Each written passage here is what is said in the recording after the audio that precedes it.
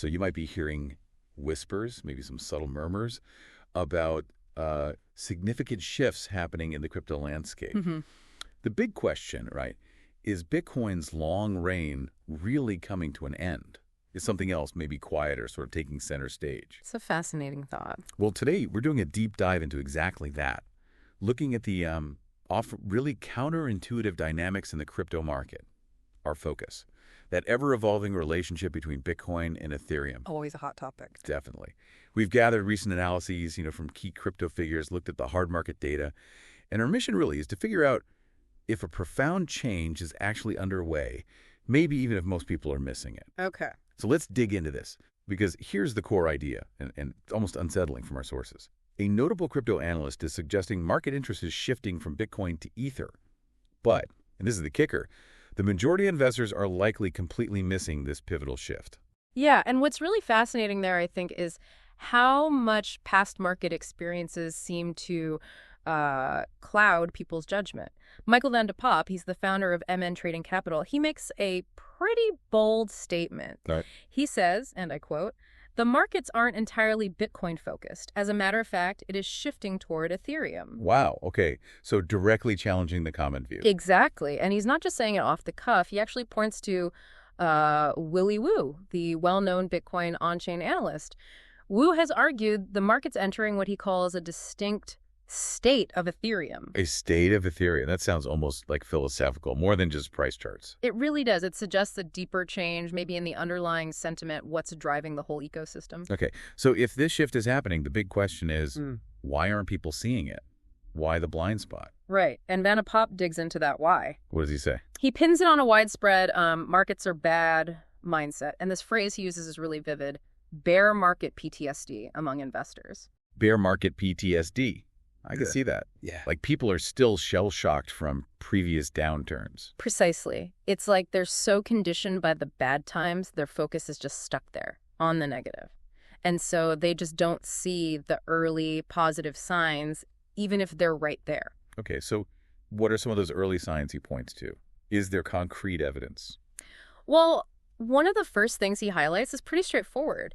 He just notes that the returns of Ethereum are better. Simple as that. The numbers are speaking. Sometimes it is that simple, right? It's a pretty compelling indicator if Ether is just performing better relative to Bitcoin. Absolutely. And what's also really insightful is how Van de Poppe doesn't just keep it within crypto. He links this shift to bigger global economic forces. Okay, how so? He believes this transition is happening partly because, quote, "the macroeconomic tables are shifting as the dollar is becoming weaker and the business cycle starts to go up." Ah, so it's not just a crypto bubble thing. It's tied to broader finance, potentially capital looking for new homes as the dollar weakens. That seems to be his argument, yeah, that these internal crypto dynamics are actually reflecting or maybe even anticipating wider shifts in global finance. Interesting. And those macro shifts, or maybe just the internal dynamics, they certainly seem to be helping Ethereum lately, looking at the performance. The numbers have been quite strong recently. Yeah, I mean, Ether's had an impressive run. It's up, 71% since hitting its lows back in April, the year-to-date low of $1,472. Now sitting around $2,522. That's a solid bounce back. It is. But, perspective is key here, right? And maybe this underscores that PTSD point. Yeah. Ether is still down significantly, like 48% from its all-time high back in November 2021, which was near $4,878. Right, so context matters. Despite the recent rally, there's still that shadow of the peak, and it likely fuels that caution, that bear market PTSD. Definitely still a powerful force for many investors. And this really brings up that crucial point about sustained strength. While Ether's price alone is notable, many analysts look very closely at the ETH-BTC ratio. Right, the head-to-head comparison. Exactly. It's often seen as the key indicator of Ethereum's relative strength against Bitcoin. If that ratio goes up, Ether's winning the matchup, so to speak. So what's it doing now? Well, right now it's up just a little, about 0.33% over the past 30 days. So a small positive flicker. Okay, a flicker. But zooming out, it's still down significantly, 32.32% over the past 6 months. It's sitting around 0.024. As one analyst, Crypto Fella, put it recently on X, this is the most important chart to look at. And what's his take? He emphasizes that, quote, "we need to see some strength before we can see the big reversal." So that ratio needs to show more sustained power. So Ether's gaining, yes, but it still has a lot of ground to make up against Bitcoin on that longer-term relative basis before we can call it a real changing of the guard. That's the takeaway from the ratio, yeah. It needs more confirmation. Okay, now building on the recent positive momentum, though, there's another analyst named Ted, and he presents a really intriguing idea. What's that? He's suggesting Ether might actually be following Bitcoin's own pattern from its massive 2017-2021 cycle. Oh, interesting. Like history repeating, but with Ether this time. Kind of, yeah. And his prediction based on that is pretty bold. He says the real parabolic move will start once ETH breaks $4,000. Wow, parabolic. That implies a huge rapid run-up, similar to Bitcoin's historical surges. Exactly. That $4,000 level becomes a major psychological and technical point if his theory holds. And is there anything else supporting that potential bullish case? Well, yeah, and this is potentially a big one. The U.S.-based spot Ether ETFs. Ah, yes, the exchange-traded funds, institutional access. Right. They've been showing some really promising signs. They just had this record-breaking streak, 19 consecutive days of inflows. 19 days straight. That's impressive. It is. And the total amount was huge, $1.37 billion. Yeah, and with a B. Okay. Yeah. And get this, that represents about 35% of their total inflows since they even launched back in July 2024. So a huge chunk of the total money coming in came in just recently in that short period. Exactly. It really suggests a growing institutional interest, maybe a gathering momentum. That could be a major tailwind for Ethereum's price. Okay, so strong recent performance, a potential historical parallel suggesting a parabolic move, and significant institutional inflows via ETFs. That does paint a pretty bullish picture for Ether. It does. Yeah. But, as always in crypto, there's another side to the coin, right?